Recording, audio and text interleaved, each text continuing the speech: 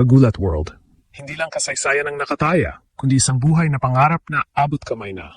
Habang papalapit ang January 18, 2026, isang nakakalulang balita ang yumanig hindi lang sa Pilipinas, kundi maging sa buong Australia. Alex Iala is about to secure a record-breaking payday.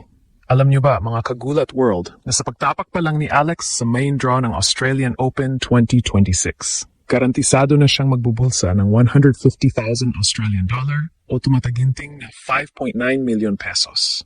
Isipin niyo, kahit hindi pa siya pumapalo sa first round, milyonaryo na agad ang ating pambato dahil sa kanyang pagpasok sa elite 128 players ng mundo. Pero ito ang kicker na talagang nagpagulat sa lahat. Ang prize pool ngayong taon ay umabot sa record high na 111.5 million Australian dollar o 4.4 billion pesos. At kung magpapatuloy ang Giant Slayer mode ni Alex, ang premyo ay akyat ng akyat. Pero ang pinaka-shocking,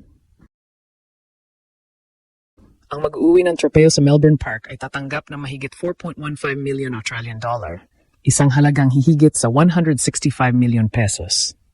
Mula sa pagiging batang nangangarap sa Rafa Nadal Academy, ngayon si Alex ay nakapila na para sa isa sa pinakamalaking payout sa kasaysayan ng Philippine sports. Bakit ito naging viral sa Australia? Dahil hindi makapaniwala ang mga taga-Melbourne na ang isang 20-year-old Filipina ay kayang makipagsabayan hindi lang sa talento, kundi sa value na dinadala niya sa court. Ang 16% increase sa prize money ngayong 2026 ay patunay na ang tennis ay nasa ginintuang panahon at si Alex ang nasa sentro nito. Matapos ang kanyang semifinal run sa Auckland, bitbit niya ang momentum na tila isang tsunami na handang lumamon ng kahit sinong makatapat. Pero huwag kayong magkakamali. Hindi lang ito tungkol sa pera. Ito ay tungkol sa Grand Slam Dream. Ang 165 million peso ay simbolo ng sakripisyo ng mga gabing malayo sa pamilya at ng bawat injury na hinarap niya. Sa Australia, kung saan tennis ang hari, si Ella ang tinitingnan bilang ang dark horse na pwedeng sumira sa bracket ng mga top seeds. Handa na ba ang bulsa at ang puso ni Alex para sa dambuhalang tagumpay na ito? Isang palo na lang, isang laban na lang, at baka magising tayo ng ating pambato ay hindi lang World Nerve 49, kundi isang ganap na Grand Slam champion at bilyonaryo sa hinaharap. Sa mundo ng professional tennis, ang bawat bola ay may katumbas na halaga, at para kay Alex Iala, ang bawat palo ngayong linggo ay nagkakahalaga ng milyon-milyon.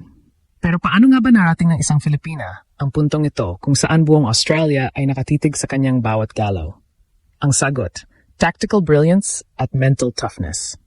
Bago pa man lumapag ang eroplano ni Alex sa Melbourne, alam na ng kanyang coaching staff na ang Australian Open 2026 ay magiging isang physical na giyera. Sa init ng summer sa Australia na umaabot ng 40 decibel, ang 9 million pesos guaranteed prize money sa round 1 ay hindi ibinibigay ng libre. Ito ay pinaghihirapan sa ilalim ng nakakapasong araw. Ang focus ni Alex, ang kanyang service return.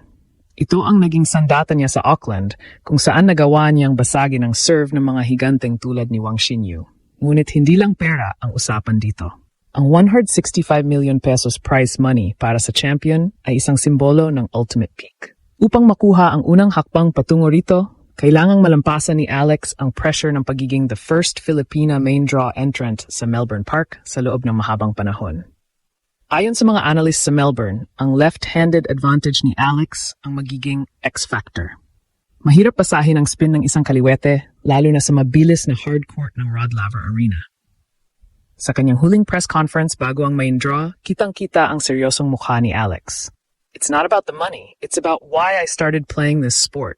Aniya. Pero aminin natin, mga Kagulat World, ang pagkakaroon ng financial security na dulot ng ganitong kalaking tournament ay magbibigay kay Alex ng kakayahan na kumuha ng mas maraming elite physiotherapists at hitting partners para sa kanyang kampanya sa top 20 ng WTA.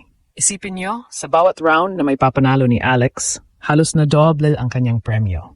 Mula 5.9 million pesos sa round 1, aakyat ito sa halos 10 million pesos sa round 2. Ito ang tinatawag na high-stakes tennis.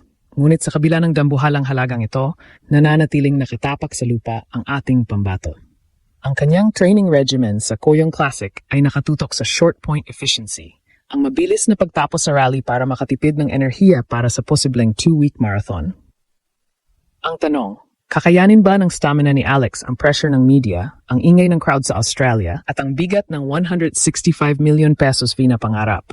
Ang Melbourne Park ay hindi lang court ng tennis. Ito ay isang arena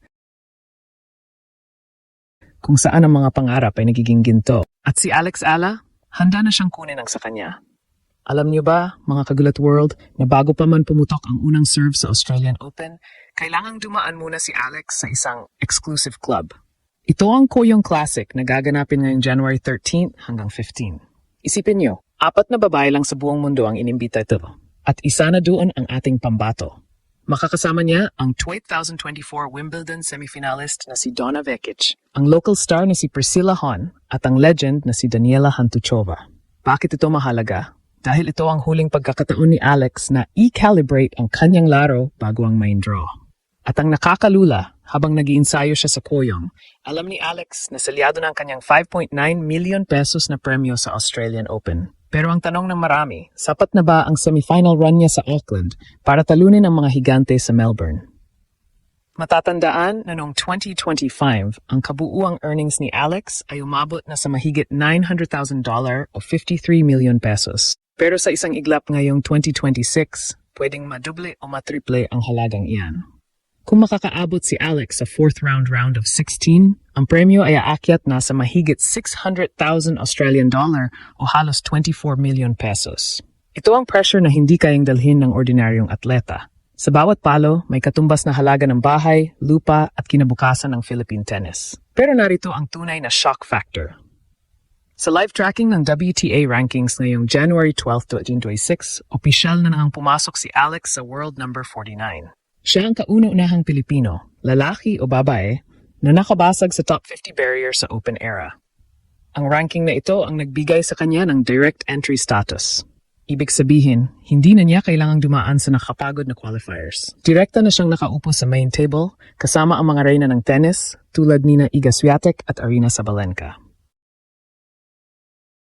Habang ang ibang players ay kinakabahan sa draw, si Alex ay kampante. Bakit? Dahil tinalo na niya si Donna Vekic world number 69 sa Auckland kamakailan. Ang mensahe niya sa social media, "Till my heart stops." Isang babala para sa sinumang makaharap niya sa round 1. Sa Australia, kung saan tennis ang itinituring na relihiyon tuwing January, si Alex Ala ang nagsisilbing poster girl ng Asian resurgence. Ang Australian Open ay hindi lang tungkol sa 165 million pesos na grand prize. Ito ay tungkol sa the Grand Slam completion. Sa edad na 20, nagawa na ni Alex ang hindi nagawa ng sinumang Pinoy bago siya. Ngayon, ang target ay hindi lang basta lumahok, kundi ang maging seeded player sa susunod na Grand Slam. Handa na ba tayo sa posibleng upset na yayanig sa Melbourne Park? Dahil sa bawat pisong garantisado sa kanya, isang selyo rin ang karangalan ng itinatak niya para sa Pilipinas.